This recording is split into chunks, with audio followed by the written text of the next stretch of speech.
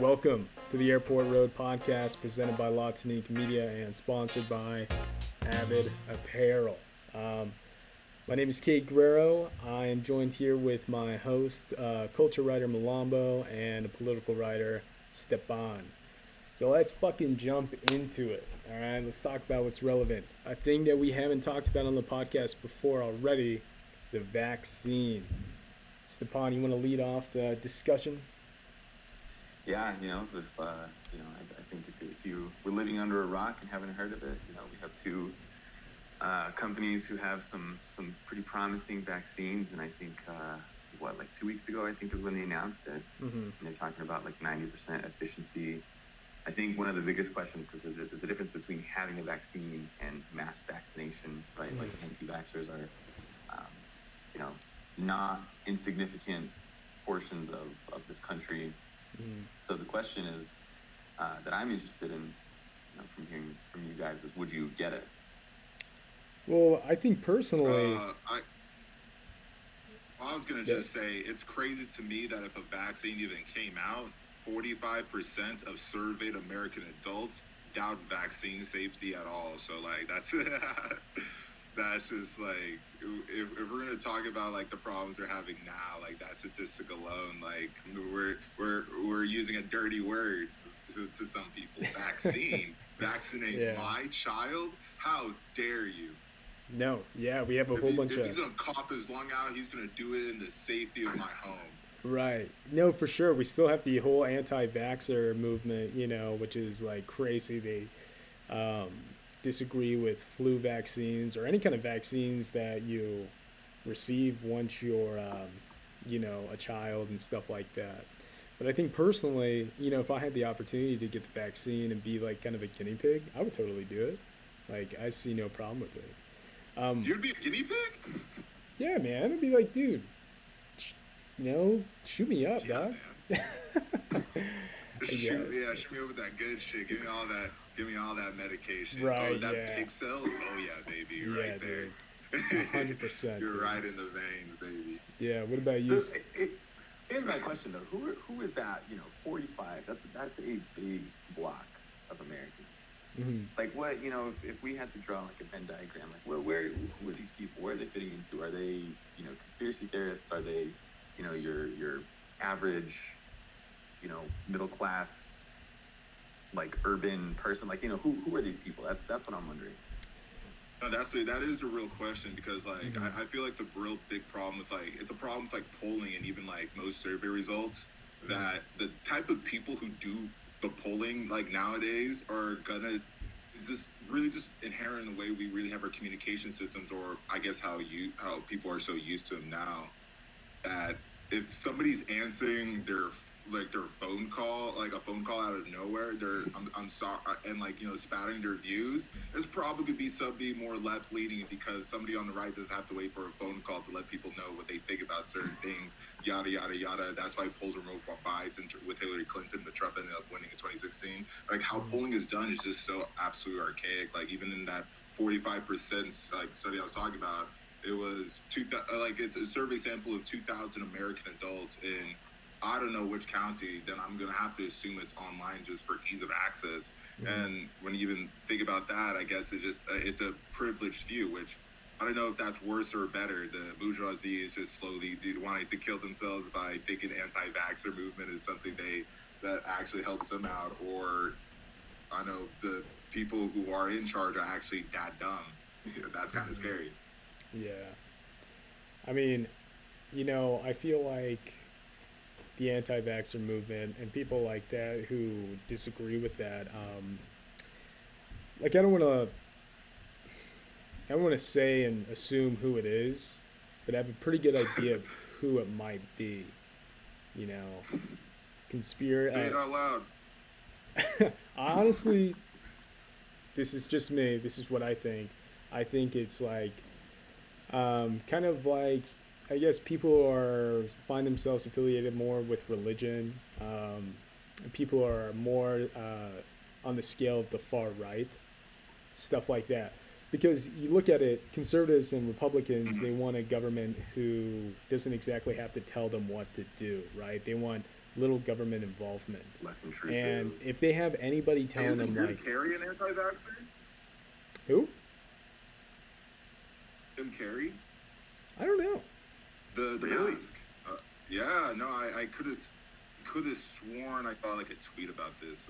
I can go ahead and like Google Canadian it. though, so Yeah. He's Canadian, so I that mean, makes it better. Yeah. Yeah, but it's like one of those yeah, things. If they have Jim someone, Carrey Canadian?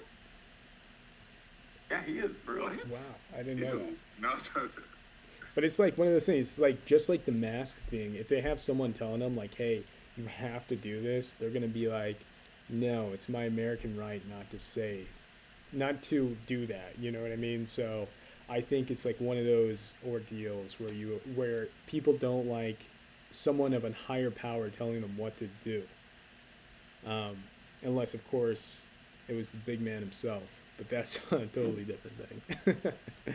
So yeah. I think because I also I'm not well researched on this. I can't speak definitively or authoritatively about this, but I Mhm. think that kind of, the Robert F. anti-science. Kennedy Jr. is an anti-vaxxer? Holy shit, this is a terror. Sorry, guys, I'm looking up a list of like famous anti-vaxxers, and this shit is blowing my mind. Apparently, he's one of the most prominent activists in California. Holy shit. Yeah. Well, go ahead, Stepan. Dude, this is way more mixed than I thought. That's terrifying. Like, I guess, like, like you were talking, you were saying earlier, Kate, about like we're talking about like because I was agreeing with you. Like, I feel like the demographic should lean towards like what we're usually told, like, well, where is the veil of ignorance? You know, like this side usually has ignorant people, this is an ignorant movement. Like, it should go together like Legos or Tetris or whatever. But I feel like this is like another discussion on like how gray some movements have been or how they align. You know, it's like I don't know, maybe like I guess like an example if you would be like the messages of Catholicism during the Civil Rights Movement and where they aligned with walking with Martin Luther King Jr. then being staunchly on the right because of the abortion conversation. I know this is kind of like off topic we were talking about, but this how different these people are from what I thought would be is kind of mind blowing. Oh yeah. I think that's a good point. It's not maybe not constructive or healthy to kind of cast an assumption on who these people are, who they are not, just because there's it's quite a nuanced group, and or maybe I don't know. Honestly, like I feel like we need some pretty in-depth polling and accurate polling and reporting, and maybe just some research done on this before we can definitively say. Right. Yeah. But I think the anti-science movement has been growing for a long time in the United States, and I feel like a lot of the push. Why is that, you think? Why is that? Jesus Yeah. Christ. Don't we love scientists? Like, how often do we say America fuck yeah because we landed on the moon? Like, after a while. After the Russians got the satellite, a monkey, a woman, like... Yeah. I think those are icon years, honestly. Like, that was then, this is now. Like, we're dealing with 21st century problems, not landing a person on the moon. We're talking about climate change. Like, I think... Or even our day-to-day, smartphones.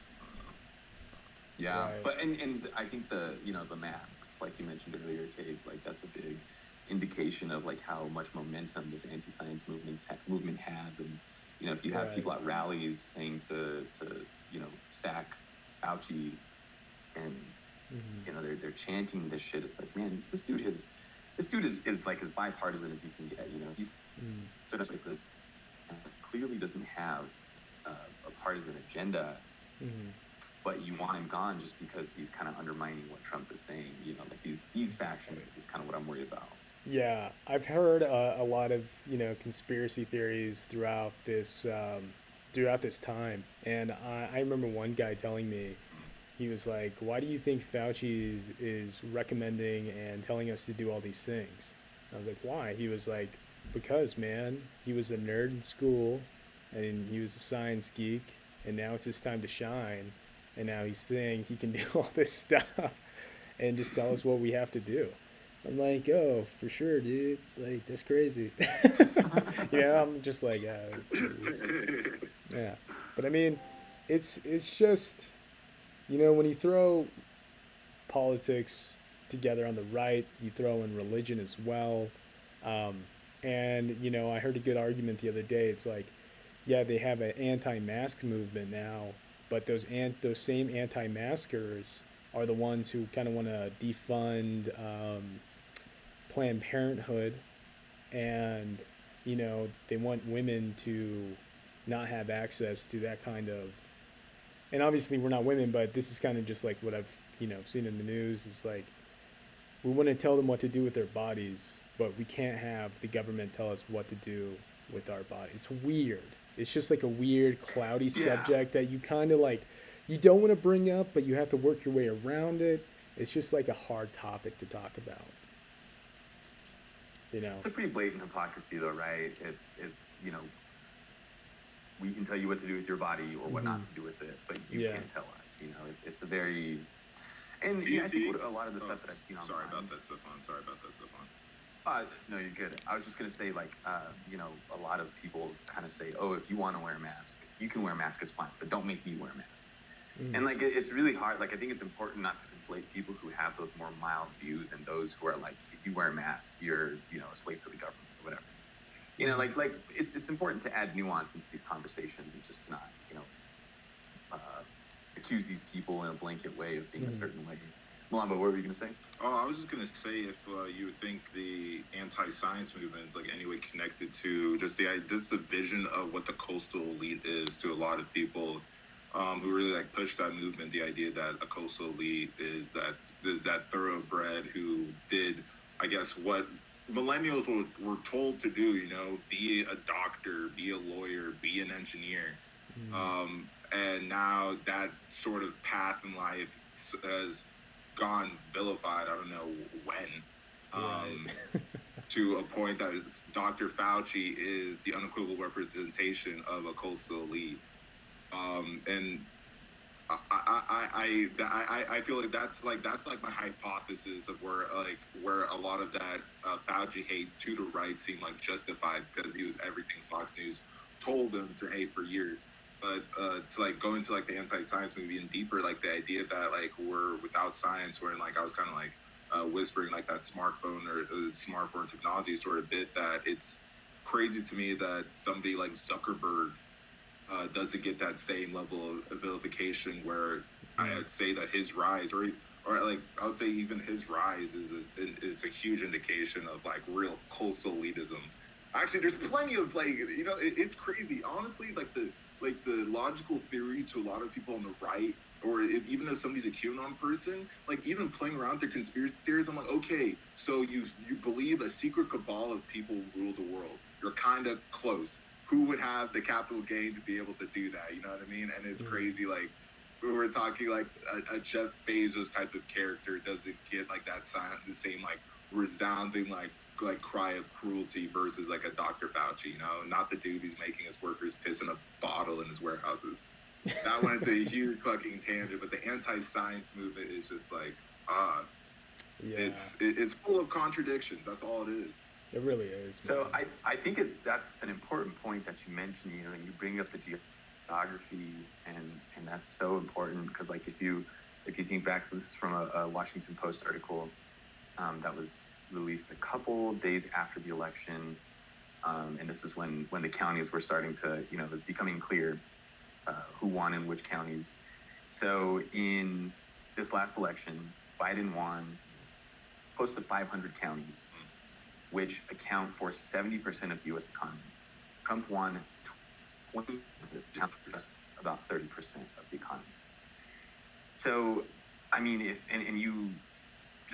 you look in depth at it and the growth and in the economies that in the counties that Biden won, and how urban they are and all that kind of stuff, like it kind of makes sense how these conspiracies, like the coastal elites and all that kind of stuff, like how that could grow and take such root in these urban places, because they're not the ones who are gaining from this economic vote. And who I can't remember who. The rising tide was Reagan, I think, who talked about the rising tide. A rising tide raises all boats, and that's been like that was core to Reaganomics. If I might be completely wrong, but I think that's what it was. Well, I would say Reagan is a great example of really like the backlash. Reagan is a material example of the backlash, of the conservative backlash against the New Deal. Like pretty much everything that is Reaganomics, what you're saying, like gutting almost 80% of Social Security for the American populace. And people ask what's wrong with Ronald Reagan. Like, yes, of course, like he created like a damn near like he created a pandemic in America. Like that should be like bad enough, but the dude's got a whole list. Sorry, I just had to. We mentioned the evil lord's name, so I just had to double down on the hate. No, please do. He is like the face of the Republican Party too.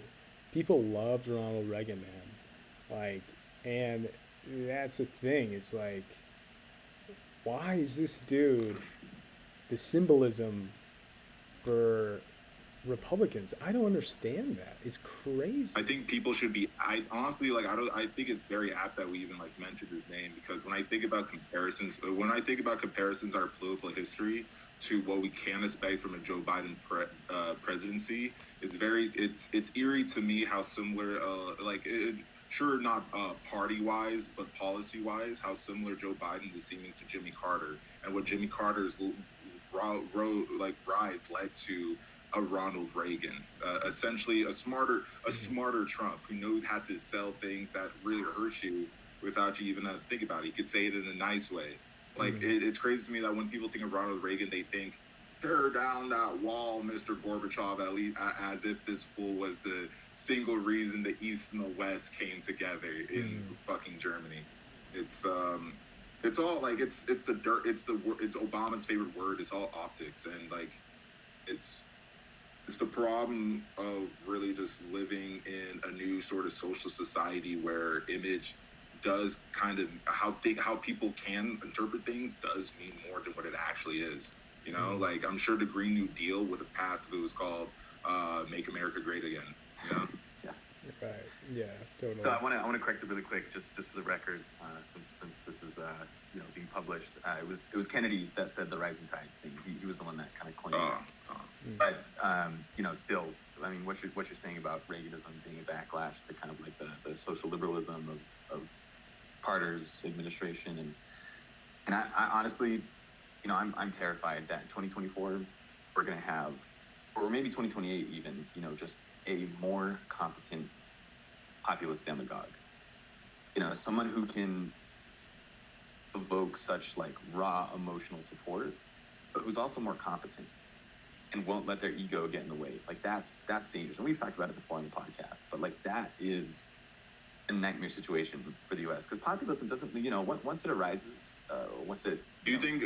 Are you saying populism in the idea that people just politicians just talk about what majority people really just care about? Yes, but I would say Bernie Sanders is a populist in that regard, or even like to a point FDR. He is definitely, but I also do mean like demagogues, like populist demagoguery, because that to me is, it's definitely different than a Bernie Sanders kind of populism.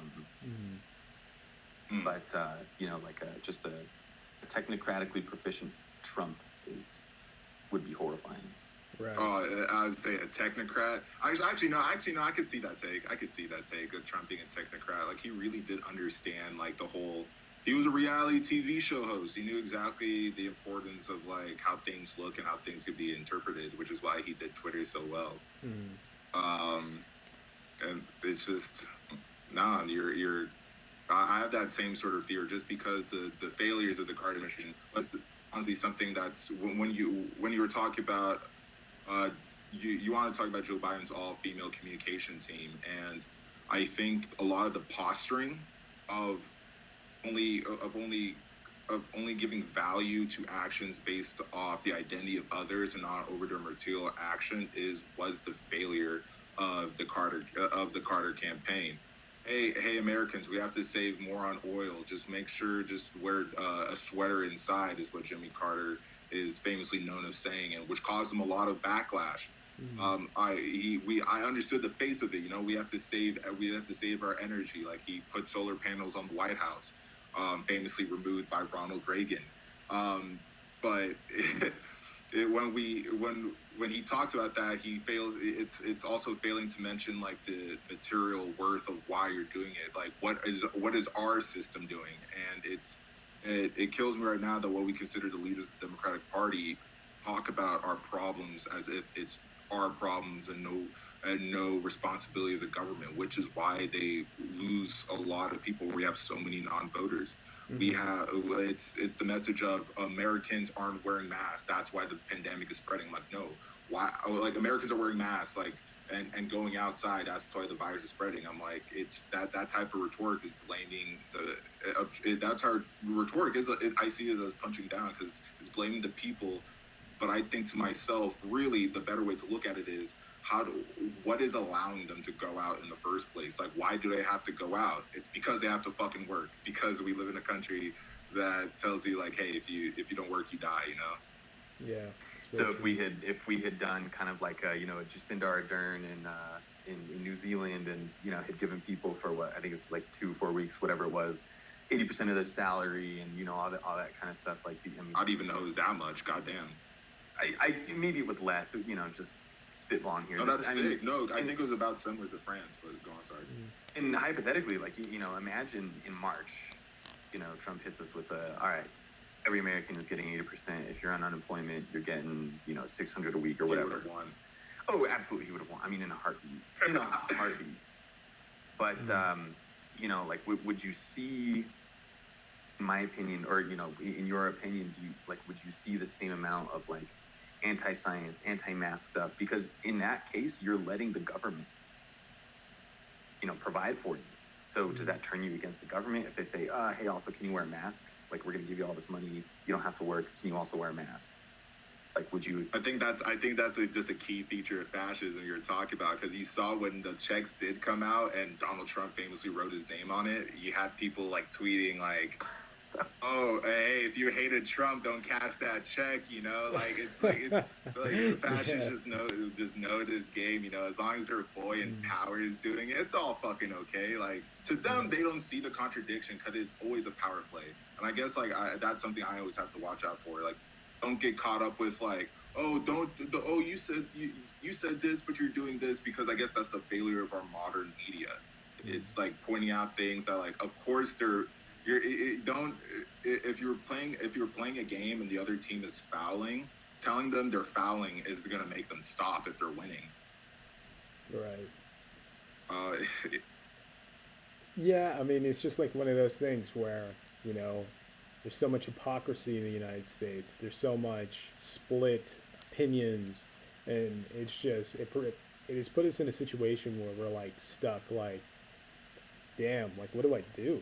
You know what I mean? Especially with like us three who are in our 20s, and the younger generation to follow us. It's like we're entering into this world where we're so confused, and we don't know what direction to take, because our parents, our grandparents, people who have opinions that we hear from every day, we're just like, I don't even know what to believe, or I don't even know I don't know who to trust.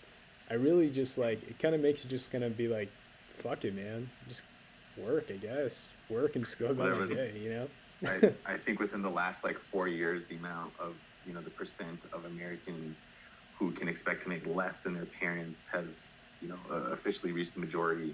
So the majority of Americans are not going to make more than their parents, and that's there's a ton of economic insecurity right now in the United States, and of course that fuels a lot of, I think, cultural and political insecurities, because this is your livelihood. Yeah. It's hard to just, if you're like, oh fuck, how am I going to feed a family, or how am I going to feed myself? Tough. Like, to hit the point of like why we first started talking about this, I was kind of like racking over in my head of why a vaccine doesn't make me as happy as I thought would be. You know, this is like a vaccine. It's a historical monument. You know, this is what we read about as kids in a book of like really like amazing, like almost miraculous like events that happened during like times of like this absolute just bleak livelihoods. And I think it's come to a point that really like what you're hitting upon, Stefan, the economic insecurity, is that our quality of life is more in danger from all these factors that are completely within the control of our systems than a vaccine. Because the vaccine only just made it, I feel like, made it more apparent of a lot of the economic insecurities of most Americans. You know, the living paycheck by paycheck, the needing to work and not having the ability to just comfortably stop. Needing that how many even states like Florida, for example, which essentially what does Florida really produce? You know, most of their economy really runs from the entertainment business. So they don't have it's why they gave money to Disney, like ship cruises, you know, it's because they run in that tourism factor, and like having the vaccine in its danger revealed all these things that the government or really our system that we've been in our American culture lived in have really hyper normalized us to. And I feel like if there was more of an address to these things that make our livelihood so much worse than it should be, just because we have the internet to compare our situation with everybody else in the country. I think that's the relief factor I feel like I'm looking for right now. Because I feel like a vaccine, when I think about a vaccine, I think about and what would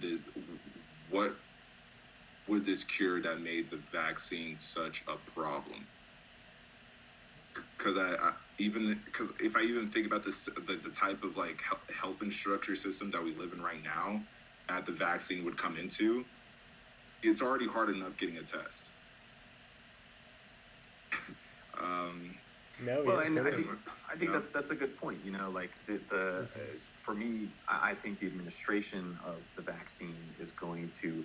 I hope it doesn't, but I have a sneaky suspicion that it's going to kind of underline it and highlight where these inequalities are in the United States. You know, because if the first couple million go out to people working in the healthcare system, obviously that makes sense.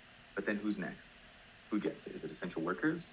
And essential workers have proven to be mostly people of color, ethnic, and other minorities. So if it doesn't go to those workers, why?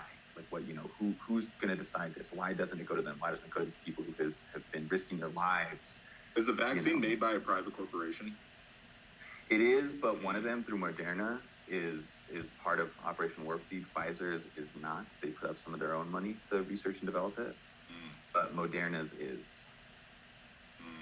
I think that's going to be a huge factor of really how this thing really is dished out to the public, and like and I try to and don't get me wrong, I hate to be compared to a doomsayer.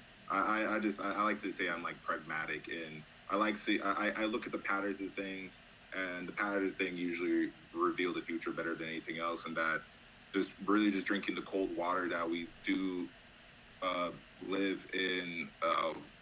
We live in a right-leaning capitalist country. Money over the people. Like that's really just how it works, and all our actions to this point make sense if you go in with that mindset.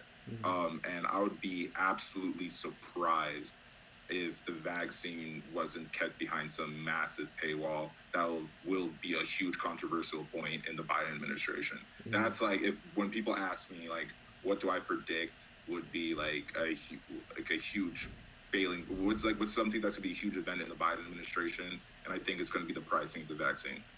So Trump said it would be free, and Biden his Trump says a lie. Where's the wall? Yeah, that's true. I should say the administration has said it's going to be free, and so far has said they're going to keep that promise. So hopefully that remains. You're absolutely right. Like in a country in which capitalism's roots are so deep, it wouldn't be implausible, I think, to, for them to renege on that promise.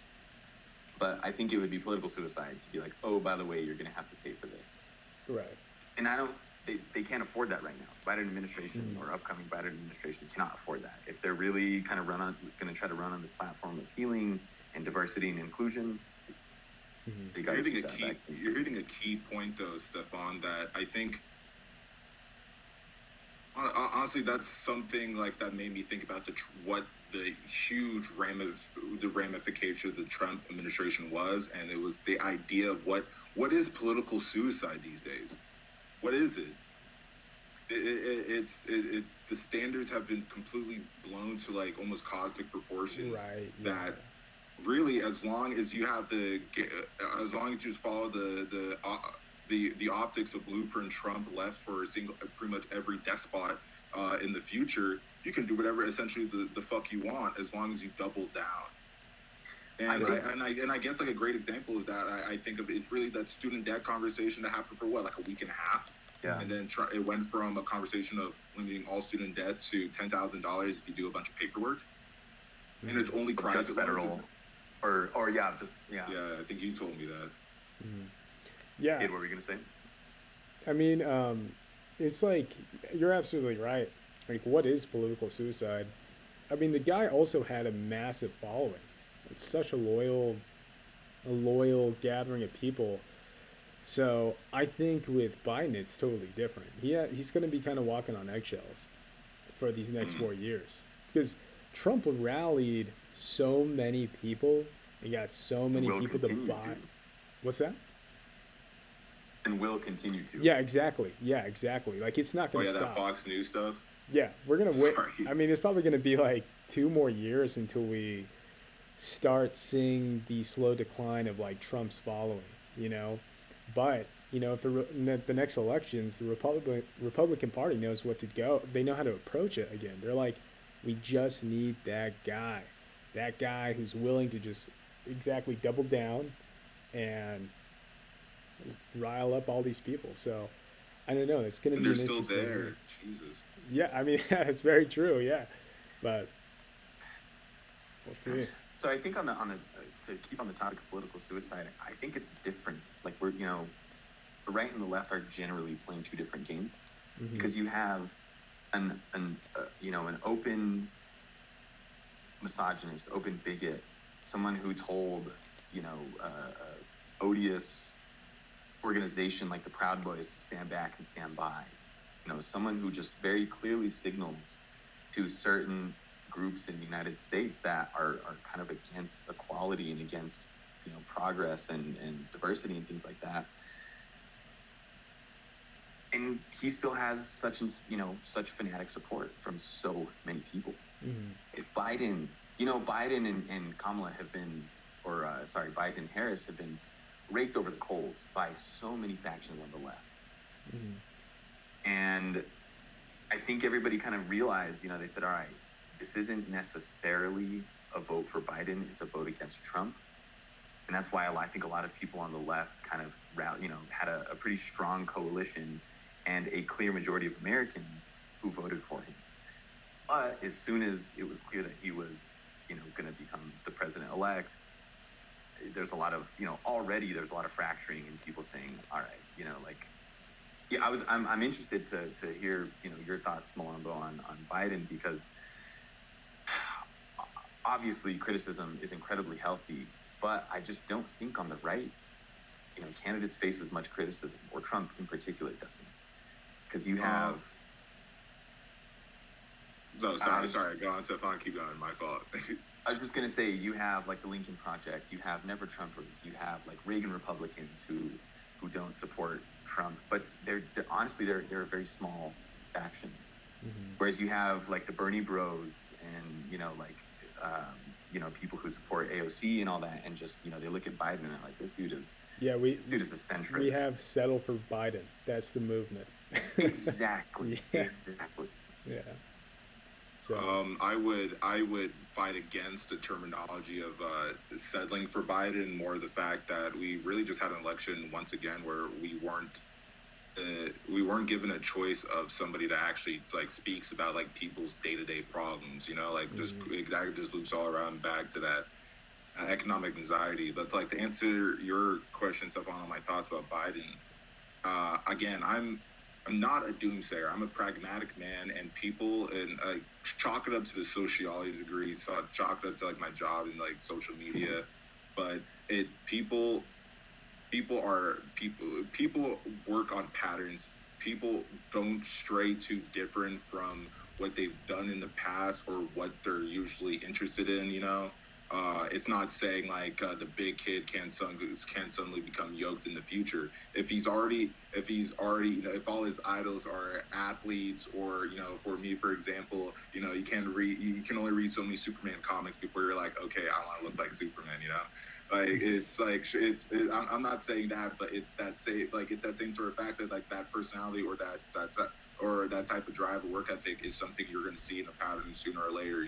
It takes quite a bit for somebody to work on themselves. You're going to see that pattern. So when we go into like politics, where especially in American politics, now that we have so many old heads who literally have careers on not straying too far from their earlier predetermined path, I think it's crazy to see these people in any other sort of way besides like why they got their jobs, why they have the ability to keep voting the way they do, because they keep voting the way they do. Mm-hmm. Joe Biden is really a great example of a neoconservative of really what the Clinton era really put out there, a Democrat who acts like a Republican. And Biden is really one of the figureheads of that movement. Kamala Harris, really, especially being an American prosecutor. There's a reason why even in law school, the term progressive prosecutor is considered a paradox. And when I look at them through this lens, all I see is all the ideas of Biden being somebody, or Biden or Harris being any sort of way, like having the ability to being swayed by people in the farthest reaches of the left spectrum, is a fairy tale. They're famous for not doing that. Oh no, that was kind of my monologue. Okay, I thought I hit it pretty nice. All right. Well, we've hit politics for about like 40 minutes. Do we want to? Yeah, no, that's fine. Is anybody working on any projects? Oh, sorry, what kid? Oh yeah, let's talk about that. Are you guys working on any projects right now? Colombo, you talking to anyone? Yeah, so I'm finishing up tonight my interview with Big Rula, the one of the engineers and producers out here, working with Flash Gotti, Trippie Redd, Lil Xans, Rari, all those really big guys. It was a really long interview. I have about almost an hour, 30 minutes of audio. So really, it's like picking the best of best 14 questions and putting it onto paper. Nice. And Did you guys just talk over? Oh no, I went over to the studio. That's also it's a convenient location. Being able to interview, he has all in the studio, so many artists, producers coming to the space. It's really a good atmosphere to be able to get all these conversations that gets taught them within their space are a lot more comfortable. I'm a very interactive interviewer, so it's face to face is usually best to me, but I keep it safe. And besides that, working on this album review for Megan Thee Stallion's album. It is a banger, but it's I maybe the boy has to formulate his opinion right now, but I do my I want to give Megan a good review. I want to give Megan a good review, so I'm giving this one a little bit more time. Very cool. Yeah, we're working some stuff out. How'd you set up that interview? Sorry. I make music. So I got so it's a long story how I got connected to this guy. So I have cousins who get invited to Paris Fashion Week every year. Most of my family's in Europe. Being Congolese, my side, my mom and dad were kind of weird for wanting kids to be born in America, because why wouldn't you, like, you already speak French, why don't you go to a French-speaking nation? So I go there every like once a year to my mom doesn't want me to lose my French, you know. And you know, when I went over there last summer, we connected because they were really big in social media, and that's what I was doing. And like, they were like, "Yo, like, what are you doing?" Like, I'm gonna be going to law school in LA, and they're like, "Yo, we're gonna come visit you." They did, and like, they just got. And like, I was already doing like pushing my content creation and all that whatnot. I wasn't even doing the music yet. But we really just vibed. I saw how they were doing their content creating, and it really gave me a great lesson on the ability to multitask and do content creation at the same time. And during like the final weeks, they met up with their big industry, so they met up with like Ari and and I was just chilling. I was like, "Yo, what are you guys doing tonight?" Because I think at this point they got like an Airbnb. They were here for like 2 months. They're like, "Yo, we're in the studio with Zane's and Rari's engineer. You want to pull through?" I'm like, "Bet." I came there and like, I know I'm the type. It takes me like a minute or so to be somebody's friend. So we just vibed, and dude goes, "Do you make music?" I'm like, I've always worked in the industry and I've always wanted to, but I never had the time. Like, you should do it. And at that point, I was like, I want to do something big and different. I need to do a little bit of a switch up. Nice. Oh, that's awesome. Sorry, Kate. I didn't mean to cut you off, man. No, it's okay. We're talking to some people at MEI Records in Florida. We're gonna do some stuff with some of their artists, so yeah, be on the lookout for that. It's gonna be pretty cool. What about you, Stepan? What are you working on? Right now, just working on some short form video essays. I think in like 1 to 2 minutes of, essentially an essay style script, but with like engaging visuals and graphic animations. So just trying to plow through a bunch of After Effects tutorials and trying to get, versed in After Effects. I think is a beast, an absolute beast. I'm trying. Every time I run After Effects on my Mac, it crashes. How old is your Mac? 2012. It is. Oh, dude, what are you doing? Dude, it's so I'm getting a PC in January. I swear, catch me on Twitch. All right, you're gonna join the master race. Well, cool. Well, hey, we'll wrap it up. Please, We won't take up too much of your guys' time, but yeah, thank you for listening. Make sure to subscribe to La Tonique. Subscribe to our newsletter on latonique.news. Follow Avid Apparel at avxd.apparel on their Instagram for stuff like, this hat right here, and for other gear as well.